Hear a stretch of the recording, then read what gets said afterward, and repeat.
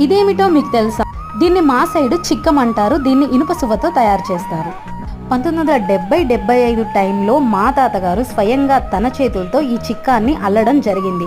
దీనికి ఇనుప సువ్వను ఉపయోగించడం జరిగింది. చూడండి ఎంత గట్టి అల్లకమో. మరి దీన్ని దేనికి వాడతారో మీకు తెలుసు?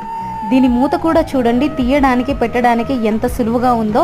సో అప్పట్లో ఫ్రిడ్జ్లు ఉండేవి కాదు కాబట్టి గాలి ఆడటానికి అనువుగా ఈ చిక్కాన్ని తయారు చేసేవారు. ఈ చిక్కంలో ఉల్లిపాయలు, ఎల్లిగడ్డలు, ఇంకా చింతపండు, ఇలా అన్ని రకాలైన వస్తువులను వేసి అలా గోడకు తగిలించేవారనమాట. ఇది ఆల్మోస్ట్ చాలా ఇండ్లల్లో ఉండేది. ఎవరైతే చేతి పనులు, చేతి వృత్తులు ఎక్కువగా చేసేవారో అలా చేసే ప్రతి ఇళ్లలో ఇది ఉండేది. అప్పటి నుంచి ఈ చిక్కం మా ఇంట్లోనే ఉంది. మా అమ్మ ఇప్పటికీ దీంట్లో చింతపండు, ఎల్లిపాయలు పెడుతూ ఉంటుంది. నేను ఎన్నోసార్లు అనుకున్నాను, ఇది ఏంటి అమ్మ, ఈ చిక్కం ఎవరింట్లో లేదు, మన ఇంట్లోనే ఉందని. మా అమ్మ ఇష్టంగా ఇంటికి తెచ్చుకుందంట.